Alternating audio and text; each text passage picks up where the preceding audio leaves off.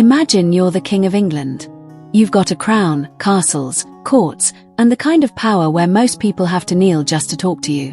Now imagine your nobles show up, not to flatter you, not to ask for favors, but to basically say, "We're done.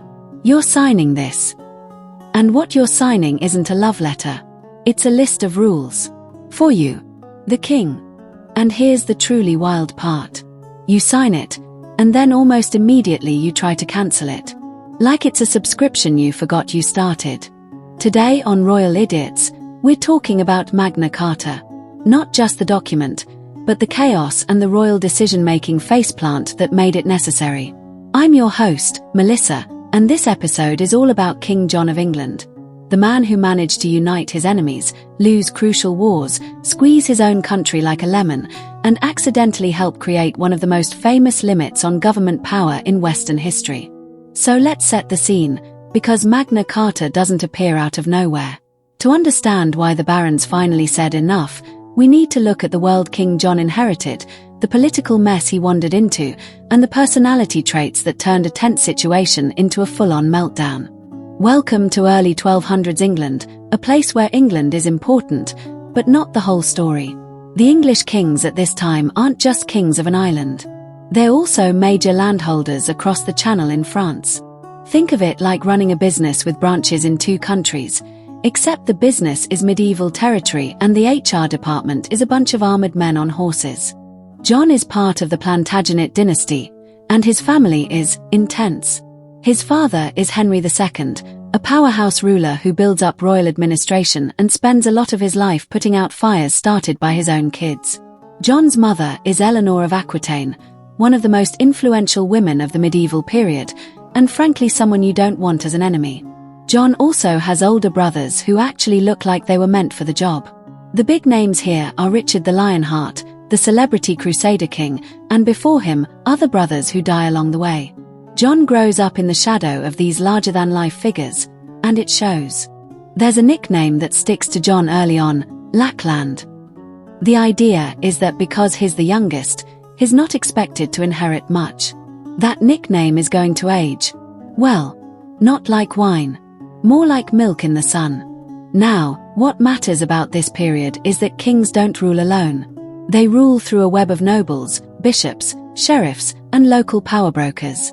Those people expect the king to be strong, yes, but also predictable.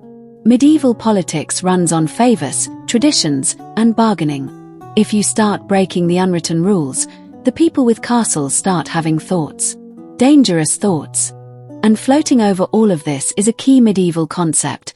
The king is powerful, but is still supposed to play by certain rules, customary law, feudal obligations, and the sense that there are limits even when nobody's written them down neatly. Okay. With that world in mind, let's talk about how John actually becomes King John. John doesn't start as the obvious choice. When Richard the Lionheart becomes king, Richard spends a lot of time away. On crusade, on campaigns, on basically anything other than quietly managing England. And while Richard is gone, John does what some ambitious younger brothers do best. He tests boundaries. He plots, he maneuvers, he tries to position himself like, hey, if anything happens to Richard, I'm right here. Richard eventually returns, and John gets smacked back into place politically. But then Richard dies in 1199, and suddenly John is next in line.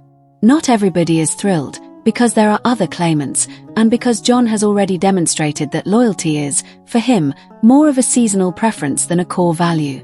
Still, John becomes king. And at first, it's not inevitable that this leads to Magna Carta. There's a version of this story where John rules competently, keeps his territories, manages his nobles, and we never get the barons dragging him to a meadow with a contract. But as John grows into power, a few traits become hard to ignore. He's suspicious. He's controlling. He takes things personally. He's also deeply concerned with money, understandable for a medieval ruler funding wars, but John takes it to an art form that feels less like governance and more like shaking the realm upside down until coins fall out. And then there's the big strategic problem: France. John's family has held huge lands in France, Normandy, Anjou, Aquitaine connections through Eleanor. But the French king, Philip II, is smart, patient, and ambitious. Philip is basically looking at the Plantagenet situation like it's a badly guarded buffet. John's job, if he wants to look like a real king, is to hold onto those lands. They're not just prestige. They're resources, revenue, and proof that his dynasty is still a heavyweight in Europe. And this is where the clock starts ticking toward disaster. Because John doesn't just lose a battle or two. Over time, he loses chunks of territory that earlier kings considered essential, most famously Normandy. Losing Normandy is like losing the family's ancestral home and then telling everyone you meant to do that. So what does John do as his losing ground? He needs money. Lots of money. Armies cost money. Mercenaries cost money. Fortifications cost money. And in medieval England, the most reliable source of money is your own subjects. John leans hard on taxation and feudal payments. Some of these are normal in concept. The problem is how aggressively he uses them, how often, and how arbitrary it can feel to the people paying. He also uses fines and legal judgments as revenue. Imagine going to court and realizing the outcome might be less about justice and more about the king balancing his budget. To make it worse, when kings fail militarily, nobles start asking uncomfortable questions.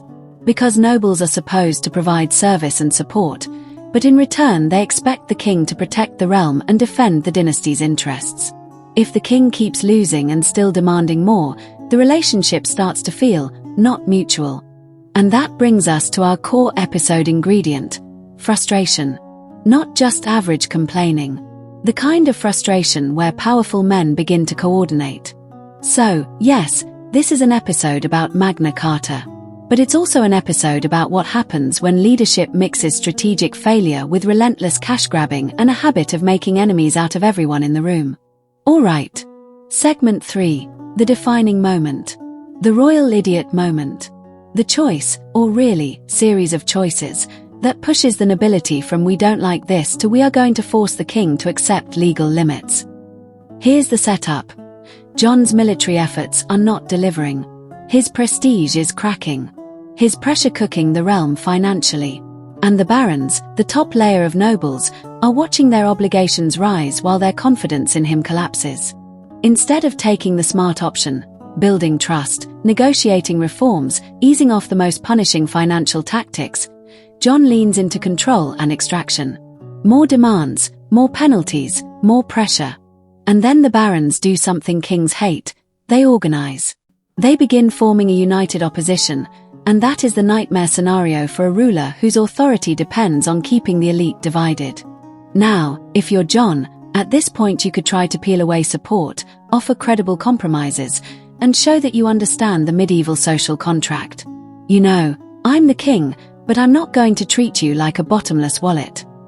Instead, John's approach is short-term and combative. He treats resistance like betrayal, and he assumes he can outplay everyone. The problem is, it's hard to outplay people who have castles, armies, and nothing left to lose. The revolt escalates. And one of the biggest turning points is the occupation of London by the rebels. Let's pause on that. London isn't just a city. It's money, legitimacy, and a political megaphone. If you lose control of London, you don't just lose a place on the map. You lose the sense that you're in charge of your own kingdom. With London in rebel hands, the pressure on John becomes intense. Negotiations begin, and they lead to a now famous meeting at Runnymede in 1215. Runnymede is essentially the compromise table, though calling it compromise makes it sound friendlier than it was. The barons come with demands. John comes with a need to survive politically. And out of that standoff comes Magna Carta, the Great Charter. Here's a common misconception. Magna Carta is not a medieval Bill of Rights for everyone. It's largely a document about the relationship between the king and the barons, and about restraining certain royal abuses. Some clauses deal with the church, some with merchants, some with legal procedures. But this isn't every peasant gets democracy. It's more like, the king is going to stop doing these specific things, and there will be rules about how power gets used. And that's still revolutionary in its own way, because it's putting boundaries into writing. It's taking that fuzzy medieval idea, the king should act lawfully, and turning it into text that can be pointed to. Now, Here comes the part where King John earns a special place in our show's Hall of Fame.